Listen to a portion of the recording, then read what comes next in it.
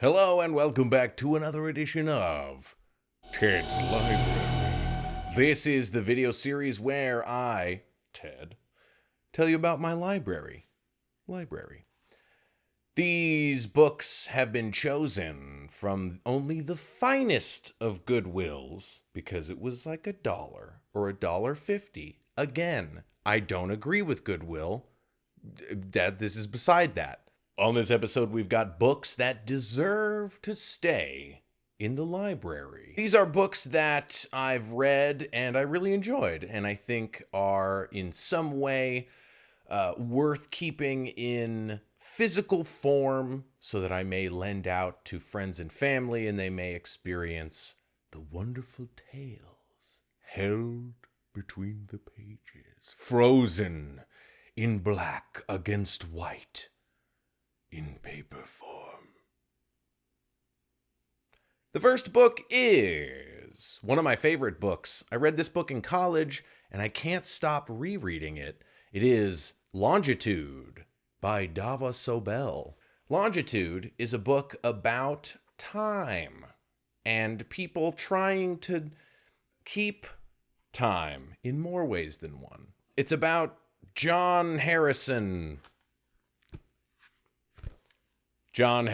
and his son in their journey to craft the most accurate sea clock. This is in an attempt to find the longitude. That's right, the longitude. If you're familiar with a globe, which I hope most of you are, latitude is the lines that are horizontal on the globe, like this. They're evenly spaced.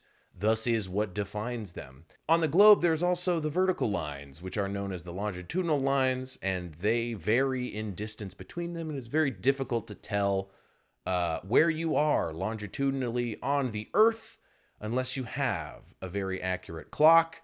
And in the time of the early 1700s, it was very treacherous to sail the seas, especially for different governments who relied on not crashing and killing and losing all of their trade goods.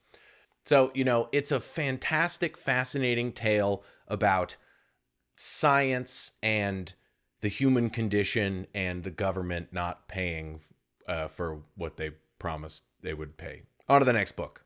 All right, and the second book is Flatland, A Romance of Many Dimensions. Oh man, I hope this cover doesn't mess with the camera, but I love that so much. I did a review of Flatland. I'll try and link it up above. Man, what can I say? Pure science fiction. This thing is just an interesting exploration that is fascinating even some 140 years after it was written. Flatland, I love you. On to the next book. And this next book that deserves to stay in the library is Candide by Voltaire. This book is, I really enjoyed reading it, and it's kind of goofy and morbid, but it really gets across the idea that bad stuff just kind of happens, and you got to just do your best. I don't know. It's, Voltaire is pretty famous for a lot of the stuff that he's done. It's just kind of, it's poignant and brutal and stinky, if if that's a way that I can describe this book.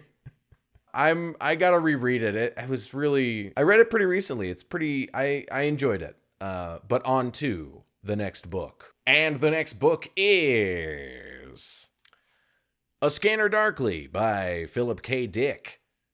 A weird romp through the drug-fueled underworld of a strange future dystopia? It's hard to tell with his books. There's a lot of different weird shit, and I have a hard time understanding it, and that's kind of why I keep his books, because I want to reread it and see if I even understood it the first time. I don't know. Hard to tell, but on to the next book. The second to last book is One Flew Over the Cuckoo's Nest by Ken Kesey. I read this book in high school, and this is the edition from that time. As you can see, one of my teachers, when I left it with them, put a little post-it on there, and it's Ted Flew Over the Cuckoo's Nest. Wonderfully translated into a movie with Jack Nicholson. This book is Foggy. I remember lots of green fog. Having read it in high school, I wouldn't have picked up on many of the things that he was probably getting at. So, as you reread books, they feel a little bit different, not only because you already know kind of what the plot points are going to be, but you have more experience, or your reading level is higher. Anyway, One Flew Over the Cuckoo's Nest. We're going to go on to our final book of the video. But before then, again, come on. Drop a like. What are we doing here? Come on. Let's do...